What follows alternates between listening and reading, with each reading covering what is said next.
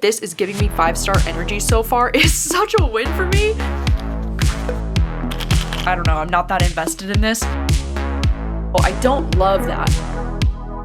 Hello, my name is Gabby, welcome back to my channel, and welcome to another vlog where things did not go to plan, but I'm gonna pretend like they did. Because if you watched my TBR video this month, you might know that I was working on a video where I was trying to read some booktuber favorites of 2023, and so I started off with Bright Young Women by Jessica Knoll, and this was the book that I was originally gonna be reading for that video, read this book, and then I ended up DNFing like so many other books. Like, it's actually astronomical the amount of books that I ended up DNFing after finishing this, and I knew that that video just had to be scrapped. Like, there was no way it was gonna happen. And so instead of doing a booktuber's favorites vlog this month, I decided to pivot because I didn't want to scrap all of the footage of me reading this book. And so instead, I'm doing a vlog where I'm reading 3 new thrillers that I'm really excited about. The only reason why I'm hesitant to include this book in this video is because after reading this book, do I think that this book should be categorized as a mystery thriller? Not necessarily. I mean, I would personally definitely consider this one to be more of a literary style of writing with some mystery and thrilling elements that are happening in the story. But to call this book a mystery thriller, I do think is a little bit misleading just because the tone of this book is not like your typical mystery thriller book. It's definitely more serious and it's more literary. But at the same time, this book was included on, you know, the Goodreads Choice Awards last year in the mystery thriller genre, so I feel like it's okay for me to include this book in this video. And if you didn't know,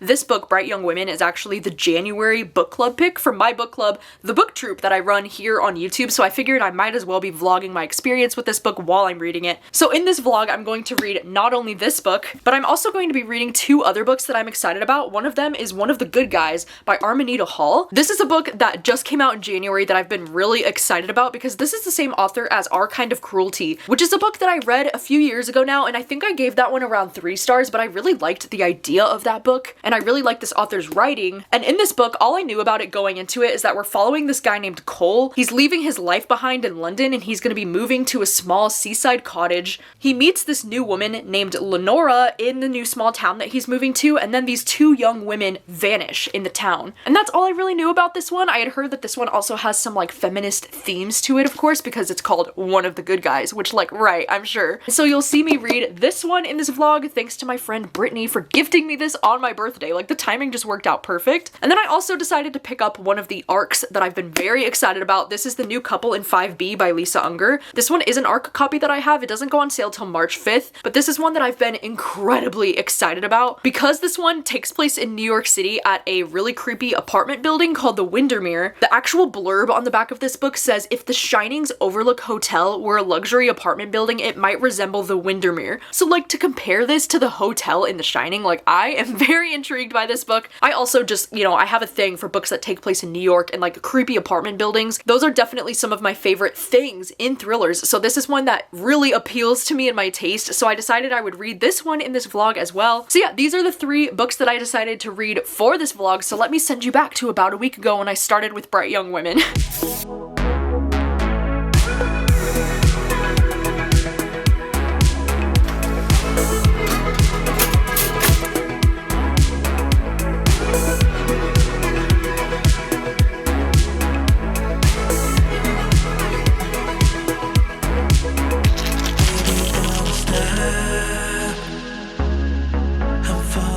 Good morning. I wanted to update this vlog because last night I got started on Bright Young Women. I actually hit 120 pages, which I wasn't planning on reading this much last night. I was only thinking of like, oh, I'll start like the first 50 or 60 pages, and then like, no, I couldn't put it down. I'm obsessed with this. This is one that I am so excited with how much I'm loving it so far because, you know, this is my January book club pick for the book troop, and, you know, I've had a long record of like not really enjoying the books for my own book club, and so the fact that this is giving me 5-star energy so far is such a win for me. And so in this book, the only thing I knew about it going into it is that this is a fictional story that's inspired by the real life sorority that was targeted by America's first celebrity serial killer. So this is very inspired by like the Ted Bundy situation. But what I'm really loving about this book is the fact that it's not mentioning Ted Bundy like at all.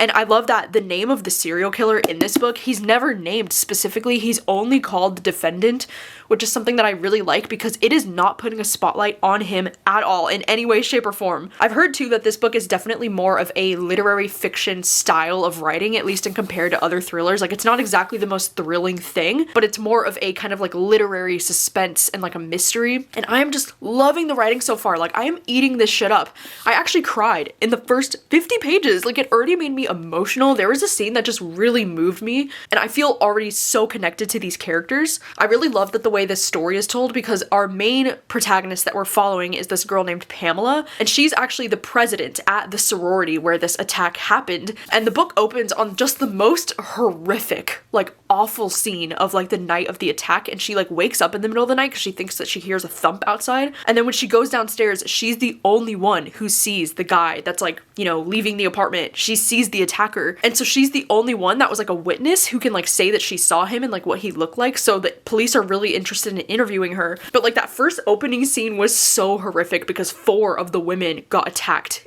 at the sorority, and it was just brutal. It was heartbreaking. It was just so hard to read that first chapter. I was like, geez. And then we also are following the story of this woman named Ruth, who was 25 years old, and she was living in Washington, and her story and her timeline is happening 4 years before the timeline with Pamela in the sorority house. And she had disappeared in Washington 4 years ago, and the main suspect was the same guy that they're looking at. And Ruth's point of view is also just really interesting, and I'm connecting with her right away. I think the fact that her perspective takes place in Washington is just really cool because, you know, I live in Washington, so like I'm understanding a lot of her references. I just love how feminist this book feels and how it's really putting a spotlight on the women whose lives were taken from this serial killer instead of giving the attention to the serial killer himself. Because you know how the judge would always say that, oh, Ted Bundy was such a bright young man, like if only he hadn't committed murder, he could have had such a great life. And then this book is like, no, these were bright young women that Ted Bundy fucking killed. And I love that it's just like taking the attention away from him, and this story is really about the women who were impacted by his stupid life choices. There's this one quote that just really got to me that I had to share with you. She says, "Law enforcement would rather we remember a dull man as brilliant than take a good hard look at the role they played in this absolute sideshow. I'm sick to death of watching them in their press shirts and their cowboy boots and their comfortable leather interview chairs in hugely successful and critically acclaimed crime documentaries talking about the intelligence and charm and willingness of an ordinary misogynist. This story is not that. The story is not that.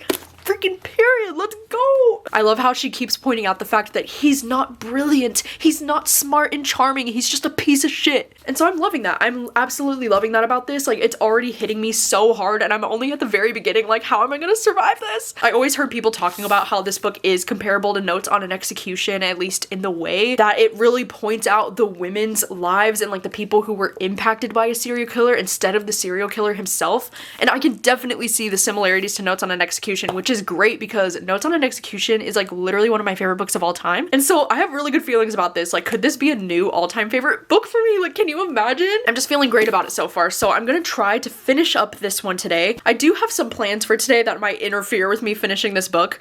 Like, I definitely have to get a video filmed right now that I've been pushing off for a while, but the sunlight in my room is perfect today and there's no construction noise. So like, I have to take advantage of this and film today. And then also later tonight on Patreon, I'm having a movie night tonight for 13 Going on 30, which is a movie I'm so excited to see again because it's been years since I've watched it, and it's just such a comforting, cute rom-com movie, so I can't wait to watch that tonight. But then otherwise, my only plans for this day are to read this book. Like, I am so invested. I can't wait to read more of this. It's so good.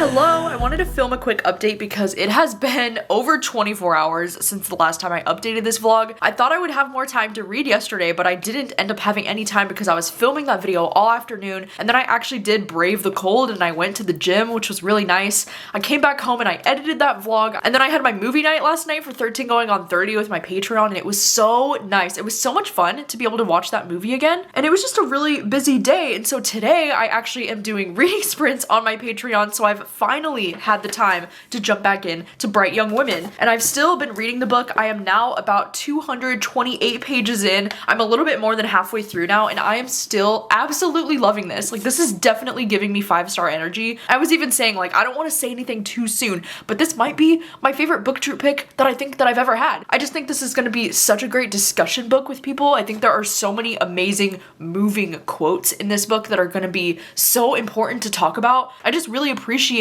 the way that this book is pointing out all of the flawed ways that we as a society view these men. Like, why do we view these men who are serial killers as these like charming and smart and charismatic? Like, the words that we use to describe these men who are serial killers is just disgusting. It's really disgusting, and I just love the way that this book points out all of those issues. There was another part of this that I really liked where she said people always want to make him more than he was. They always think that he was like 10 steps ahead, and she's like showing that there was actually no plan at all, and like he was oftentimes just like spontaneously doing things. Like, he wasn't some grand mastermind. And she says, sometimes I think the defendant is just another old wives' tale, that law enforcement backed up his self-purported claims of brilliance to cover up their own incompetence.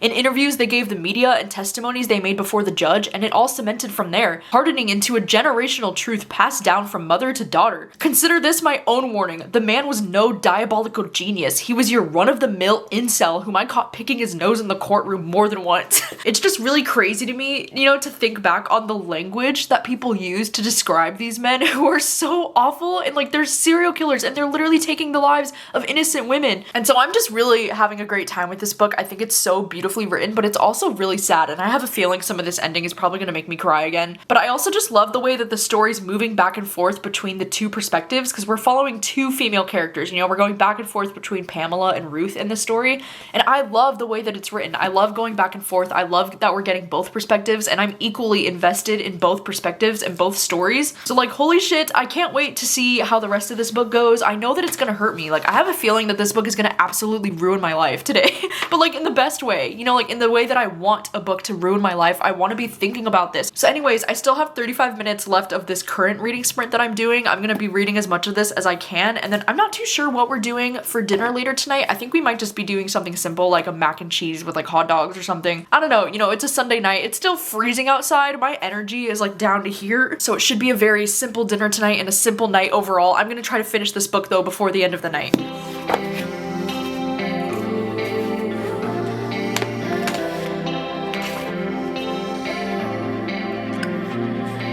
Saturday night at the arcade, silver coins in my hand, ready to make some damage.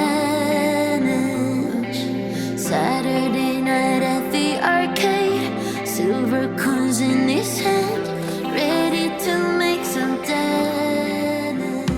Okay, hi, it is many hours later, but I wanted to update you because I've finished reading Bright Young Women. I almost do wish that I was recording my reaction to those final pages because it definitely made me emotional again. And no surprises here, but this is easily a 5-star book for me. This is easily a new all-time favorite for me. This book just felt like a punch to the gut, kind of, you know? It's like, it's one of those books that you read that is just so sad and so awful, and it feels even more sad knowing that this is like inspired by the real life events, you know? It's something that is really hard for me to stomach. I feel like a lot of this book, especially as we got towards the end, it just became more and more difficult to read, but because it was getting more and more difficult to read, it was just packing an even harder punch. I just can't even imagine how awful it is to be involved in a situation like this, where you're very close friends, or like, you know, one of the victims of these like celebrity serial killers, and then like the way everybody in our society just like glamorizes this man and speaks so highly of him, and all of the language language that we use to talk about this man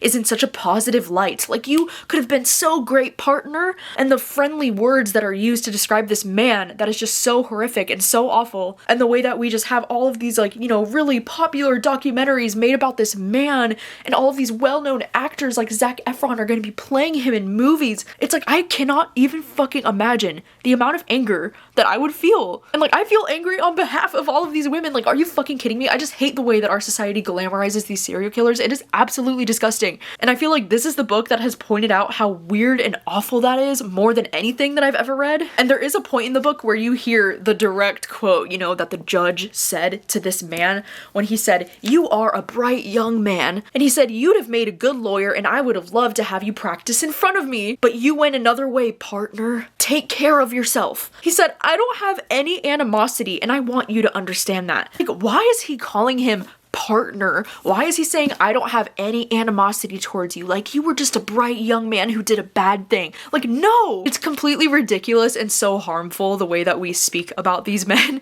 And like, language matters. The words that you use, they matter. And I feel like this book does a really wonderful job at pointing this out, and it's done in such a sensitive way, but it's also such a huge fuck you by calling this book Bright Young Women, because the way the judge literally said, "You are a bright young man." Like, literally fuck off with that shit. Let's stop saying serial killers are so smart and so amazing. So I loved this so much. Like, this book just completely gutted me, and it's gonna stay with me for a long time. Like, especially that last line of the book, I literally, like, tears were falling over my eyes. Like, it was so hard to read, and it was just so beautiful and so well done. So I applaud Jessica Knoll for this book. This is a freaking masterpiece right here. I can't wait to talk about this book with my book club. I think it's gonna be a really great discussion because I feel like there's so many great quotes that I can pull directly from the text to talk about in the live show, and I can't wait to see what everybody else thinks of it. But wow, look at that. First read of this video, and we have a 5-star. We are off to a great start.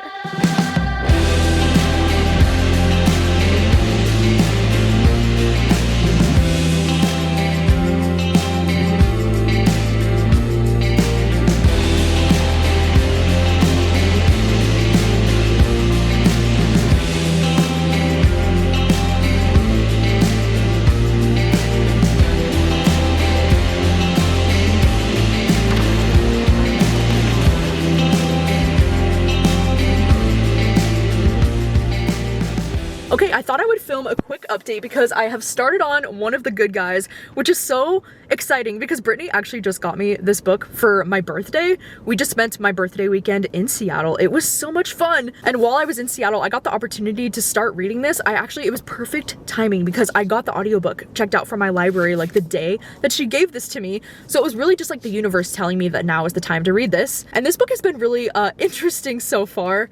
We're following this guy named Cole, and so far I feel like the story is a little bit slow. Like, I'm not gonna lie, this one definitely feels more like a slow burn thriller that's more of a character study, and it's more like, I think, trying to say things about society. I mean, on the inside blurb here, when it says, "If most men claim to be good, then why are most women still afraid to walk home alone at night?" And this guy Cole, you know, like our protagonist, we're following from his perspective, and he is just absolutely certain that he is like a fucking good person. And it's almost a little bit heavy-handed with like the way that he talks about feminism. He's like, "Oh, I just feel so bad for women. Like, women are just always in danger and women are always so afraid, and that's so shitty." It's like really like heavy-handed almost with like the way that he talks about like his feminism and the way that he understands women, when in reality I'm not totally sure that he does, because he very much like contradicts himself a lot. Because in this story, you know, the main premise of it is that he's dealing with a divorce from his wife recently because they had a lot of failed IVFs. You know, like they wanted a family, they couldn't start a family, and so it really like crumbled with their marriage, and like they couldn't make things work. And now he moved out to this different location. Like, he's living in a different house now in a different city, and now he's meeting this other woman named Lenny, or like Lenora. She's kind of like his neighbor from what I understand. And the way that he talks about his ex, like this girl Mel, and then the way that he talks to this new woman, it's kind of like ick. Like, some of the things that he'll say to this woman just totally gives me the ick, like major red flags. Like, I don't think he's nearly as good of a guy as he thinks that he is. And I'm starting to think that this book is, you know, it's written in a way where I think it's supposed to be like like satire, you know, like I think it's supposed to be like he thinks that he's one of the good guys. Like I feel like that's what this is trying to say. But anyways, I'm 110 pages in now. I just hit part 2 of the book, which is interesting because part 2 kind of like changes things a bit. We're not following from the same perspective anymore, and it's like a different timeline now, so it's kind of interesting that we're getting more. I mean, the main thrilling thing that's happening in this book, I guess, is that, you know, we're just following this guy Cole in his like day-to-day life when he's getting to know this new woman Lenora, and he's still dealing with his ex Mel, who is still in his life because of the whole complicated like IVF situation that they've been having. But there are these 2 young women who are activists, and they're raising awareness about gendered violence, and they disappear. Like these 2 women disappear after they had like a not so great interaction with Cole. And so it seems like it's gonna be a story where like Cole might be getting wrongly accused of like harming these girls, and then that's why he's gonna be like, but I am one of the good guys. Like I think that's kind of the direction where this is heading, but I'm not entirely sure. I mean, I'm enjoying it so far. I feel like some of the commentary is a little bit heavy-handed, at least in the beginning, but I'm still having a good time. It's a very quick read. Like I'm almost halfway through it already, and it is just flying. So right now I have about an hour and a half drive home. I think I'm just gonna continue listening to this on audio because it's very entertaining to listen to this on audio, so like perfect to read while I'm driving. And I think I might even try to finish this one up today just because it's so short and it's so easy to fly through, so I think that's the plan. I'm gonna try to finish this one up today.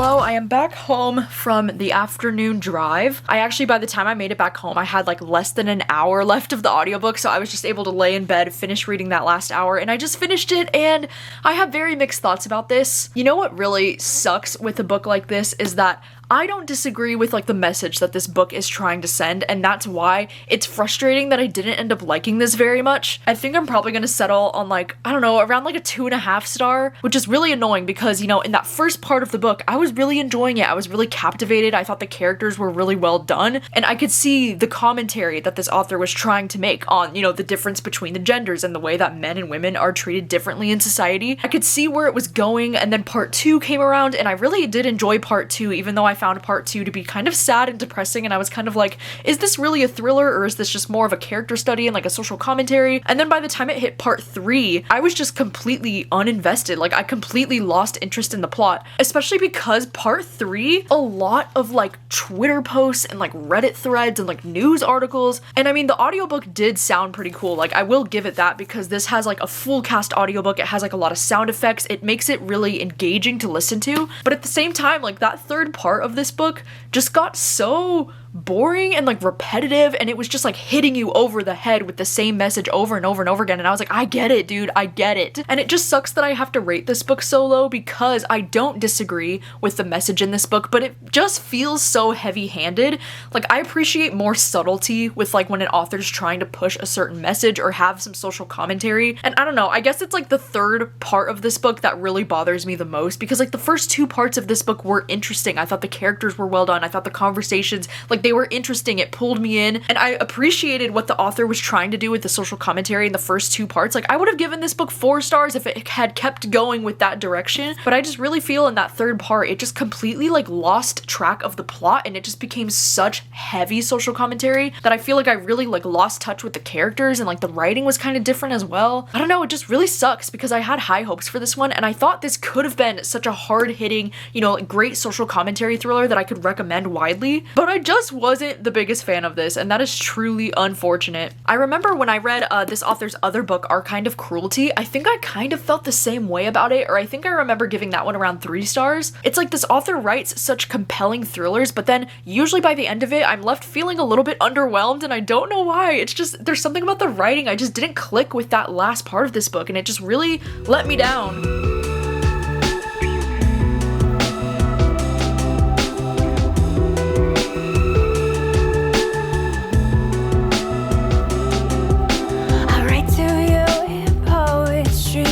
Words left on the shelf, full of dust, you'll know it's me, and from nowhere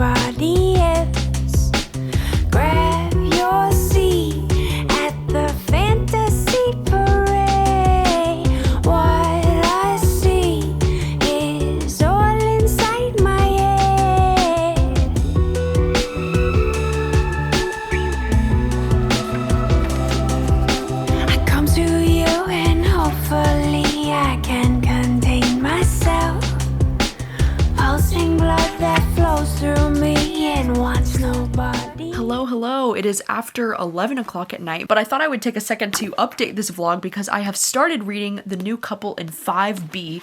I actually just hit part 2 of the book, which puts me at about exactly 90 pages in. And this morning, it was a really productive day today. I thought I would actually have time to start on this book earlier, but I ended up having a really productive day doing a whole bunch of things. I was able to film another video, and then I went to the gym, I went to the grocery store. I made these amazing chicken wraps for dinner that you probably saw in the last clip. I've been really loving those lately, by the way. It's literally just chicken with like fresh avocado, fresh tomato. It has like lettuce, sour cream, cheese. And then I got that Taco Bell, the mild sauce that I've been really obsessed with. I found the bottle of it at Safeway. And so I'm going to be using that mild sauce on like literally everything because it's so good. But anyways, ever since I've just been laying in bed reading The New Couple in 5B. And so far, this one is going well. It's just not gripping me as much the way that I thought that this one would, because you know, the premise of this book just really speaks to me and it checks a lot of boxes for things that I usually love reading about in thrillers, because not only, you know, are we following this couple who's like living in New York City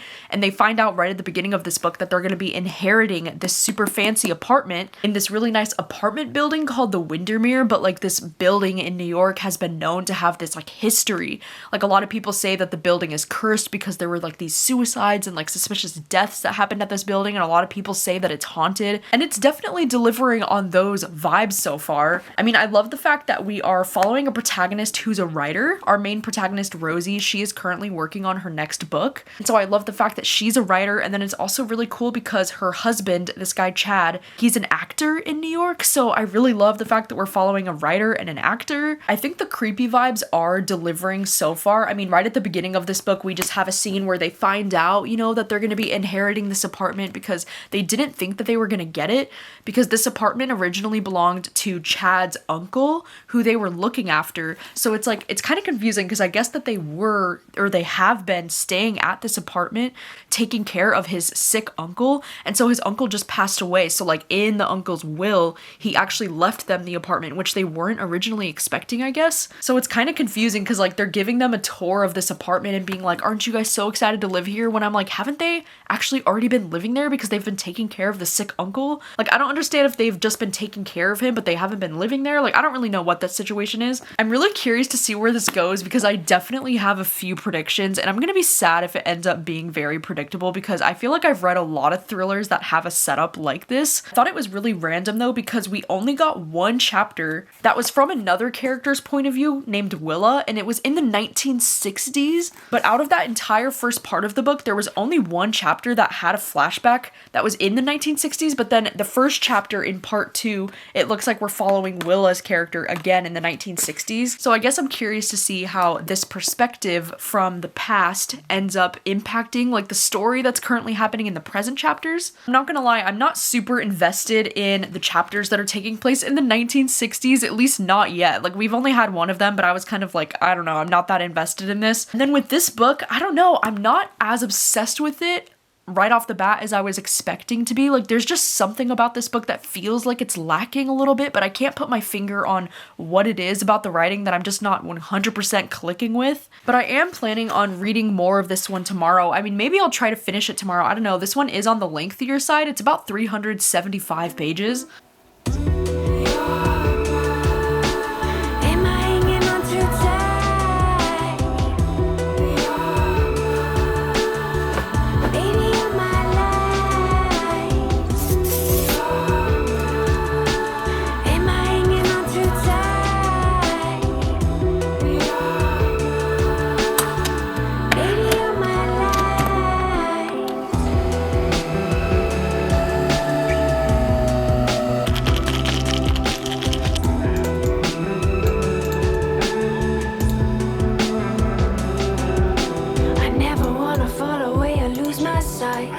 Am I hanging on too tight?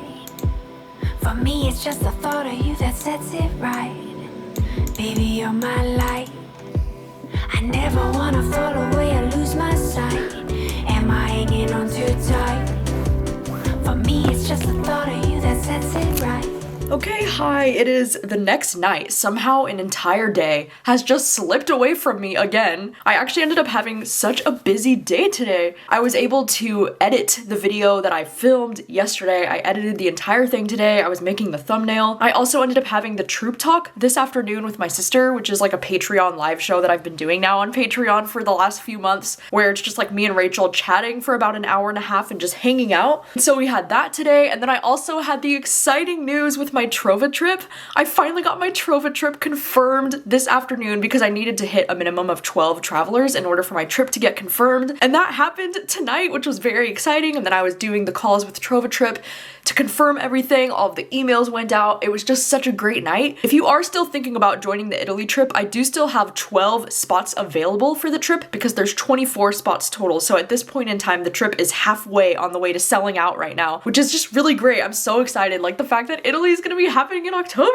It's just been a really great night. We've been celebrating, you know, it's a good time. But anyways, for the last little bit, I've still been reading The New Couple in 5B, and I just got to page 208. So I feel like I've made decent progress. I don't know, I've read about 100 pages. And to be honest, I'm still kind of feeling the same about this one. Like, it's just not really gripping me the way that I expected it to. I keep finding myself, like, as I'm reading this, I keep getting distracted and, like, wanting to check my phone and, like, wanting to do other things. And I don't know if that's just, like, my scatterbrain right now or if it's because of the book. I do have so much going on right now, and it has been a little bit hard for me to focus on the book. So, like, I don't want to entirely blame the book, but I'm also just not as captivated by the story. And I feel like it's because I've read some books similar to this in the past. I also feel like there's this one tiny detail in the plot that just keeps getting brought up over and over and over and over again. And I'm just like, oh my God, like, we get it. Like, it's so repetitive. I'm just like ready for them to move on from this like one little thing that has happened. It's just like one thing where you don't know who you can trust. Like, one character's like, well, I swear that I did this. And then the other character's like, no, that's actually not how it happened. And like,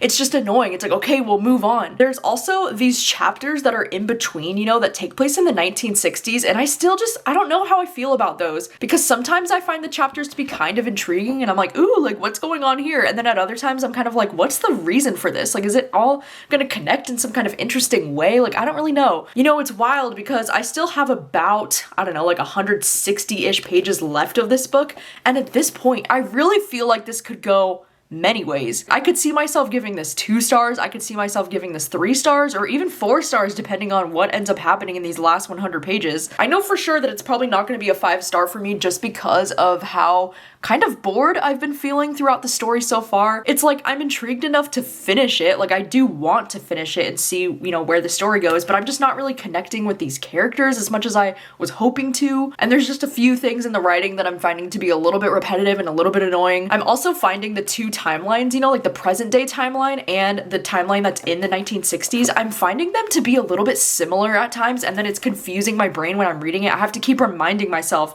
that I'm reading the one from the 1960s just because they're kind of similar, and I don't know if that's intentional or not. I mean, maybe it is, but it's just confusing to me a little bit, so I don't love that. So I do think that I'm going to try and actually finish this tomorrow. I know I said that yesterday and I didn't, but I think I am gonna try to finish this tomorrow. Tomorrow morning, I'm having a breakfast with my mom. We're gonna go meet at one of our local favorite restaurants in town for breakfast, and then I think after that, I should just go out to like a local coffee shop or something and try to finish this, because I feel like I tend to focus better when I'm not in this apartment. Like, if I'm in public reading, it'll help me focus so much more on finishing this. For the rest of the night, I'm probably just going to update my little Hobonichi planner, which I've just been loving, by the way. Like, I love updating this planner every single day. It brings me so much joy.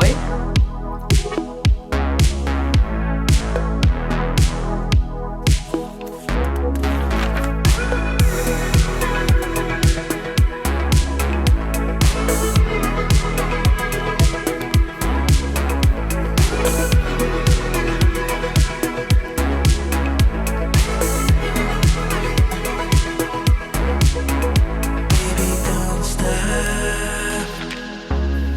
I'm falling even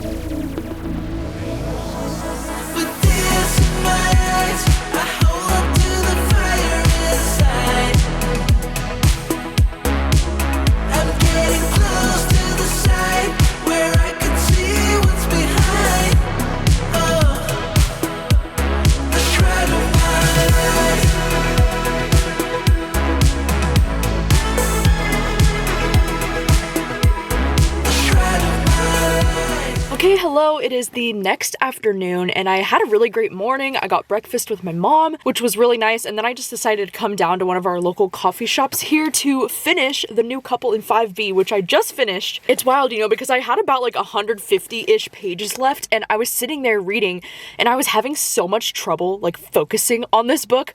So I literally opened my Forest app on my phone, which is an app that I absolutely love, by the way. It's just a little app where you can like set a timer, and every time the timer goes off, it like plants a little tree, so it encourages you like not to pick up your phone or look at your phone. And I set the timer for 100 minutes because I wanted to read for like about an hour and a half, and I finished the book within 2 minutes of that timer going off. So it's crazy because I feel like that app really works for me. Like, it helps me remind myself not to pick up my phone anytime that I look at that app and I see that little tree growing. I'm like, okay, just let it grow. This is a book that I have such mixed feelings on because there were some things about this book that I found to be pretty surprising towards the end of this book, and then there were a lot of things that I thought weren't very surprising that I actually thought were pretty obvious, and I was kind of annoyed.